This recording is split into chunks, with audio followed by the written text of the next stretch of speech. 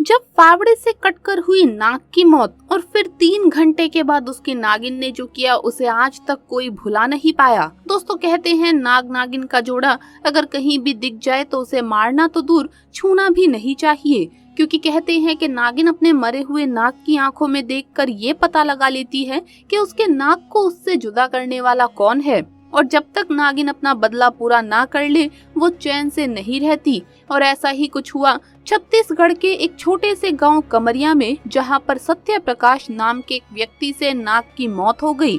और फिर जो उसके साथ हुआ वो देखकर आप भी कांपने लगेंगे। नमस्कार दोस्तों, स्वागत है आप सभी का एक बार फिर से। दोस्तों, सच्ची श्रद्धा से कमेंट्स में जरूर लिखे हर हर महादेव। दोस्तों, छत्तीसगढ़ में कमरिया नाम का एक छोटा सा गाँव है, जहां पर एक नागिन ने अपने नाग की मौत पर ऐसा कारनामा किया जिसे देखकर हर किसी के पसीने छूट गए।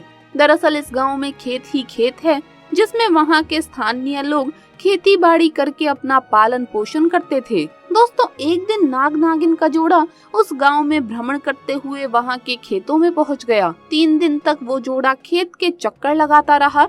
कई लोगों ने तो उन्हें देखा भी और उनके मन में इनका डर भी बैठ गया। ऐसे में कुछ लोगों को खेत में जाने से डर लगने लगा, लेकिन 3 दिन बीत जाने के बाद लोगों को वो नाग नागिन का जोड़ा खेत में नजर नहीं आया और फिर से बिना डरे वो अपने काम में जुट गए। एक दिन भरी दोपहरी में सत्य प्रकाश अपने खेत में फावड़े से काम कर रहा था।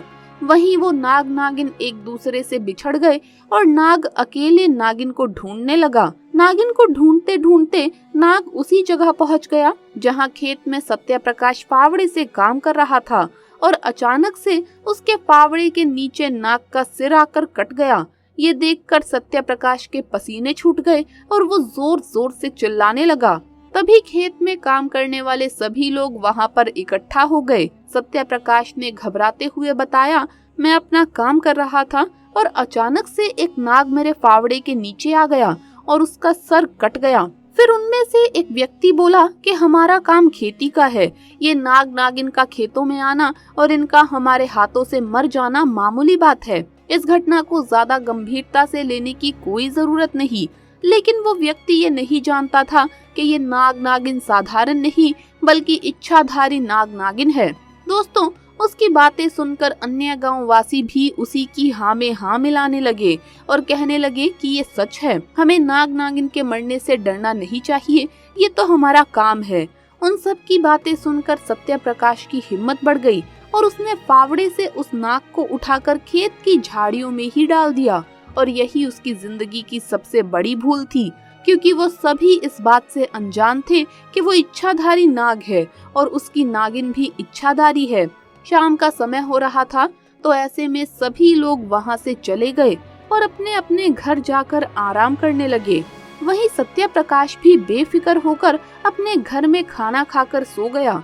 लेकिन वो नागिन शांत कहाँ रहने वाली थी और अपने नाग की मौत का बदला लेने के लिए उसी दिन उसकी मौत के 3 घंटे बाद वो नागिन उनके गांव में गई और सत्य प्रकाश के घर को ढूंढते हुए गांव वासियों के घर में घुसकर लोगों को डसने लगी। उस नागिन ने जैसे ही 2 घरों में लोगों को डसा तो पूरे गांव में हड़कंप मच गया। सभी लोग चिल्लाते हुए गांव के बाहर एकत्रित हो गए। फिर वो नागिन गांव के महादेव मंदिर में चोटी पर जाकर बैठ गई और देखते ही देखते उसने एक विशाल रूप धारण कर लिया। वो देखने में बहुत ही भयानक और डरावनी हो गई। उसका ऐसा रूप देखकर वहां मौजूद लोगों के पसीने छूट गए। उसे शांत करने के लिए मंदिर के पुजारी ने मंत्रों का उच्चारण जोर जोर से करना शुरू कर दिया। कुछ ही देर में वो नागिन अपने साधारण रूप में परिवर्तित हो गई और मंदिर से उतरकर दूर जाने लगी। वो पूरी तरह से शांत होकर अपने रास्ते चली गई।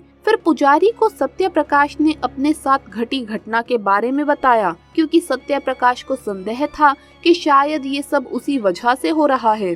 पुजारी ने सत्य प्रकाश से कहा कि तुमने उस नाग को अनजाने में मारा है, लेकिन उसे झाड़ियों में फेंक देने की भूल ही अब तुम्हारी जान की दुश्मन बन बैठी है। पुजारी ने सत्य प्रकाश को कुछ मंत्रों का एक ताबीज बना कर दिया और कहा, मैं बस तुम्हारी रक्षा कर सकता हूँ, लेकिन तुम्हारे कर्म को मिटाया नहीं जा सकता। वो इच्छाधारी नागिन है, जो आज नहीं तो कल अपने नाग की मौत का बदला जरूर लेगी, लेकिन ये तावीज उसे तुम्हारे पास पहुंचने नहीं देगा। दोस्तों, अब सत्य प्रकाश की उम्र 73 साल की है, लेकिन वो तावीज को हमेशा अपने पास रखते हैं, इसीलिए वो आज तक उस नागिन से सुरक्षित है। दोस्तों, हमें कभी भी बेवजह किसी भी जीव को कोई हानि नहीं पहुंचानी चाहिए, लेकिन अगर गलती से ऐसा कुछ हो गया हो तो ऐसे में विधिवत उसका अंतिम संस्कार जरूर करें। सत्य प्रकाश ने नाग का अंतिम संस्कार ना करके उसे झाड़ियों में फेंक देने की जो भूल की, वो गलती उसकी जिंदगी की सबसे बड़ी गलती थी। दोस्तों, इसी बात पर सच्ची श्रद्धा से कमेंट्स में जरूर लिखे हर हर महादेव। वीडियो अगर अच्छा लगा हो तो इसे लाइक करें, अपने दोस्तों के साथ शेयर करें और हमें सब्सक्राइब करना ना भूले। जल्द मुलाकात होगी अगली वीडियो में। हर हर महादेव, जय महाकाल।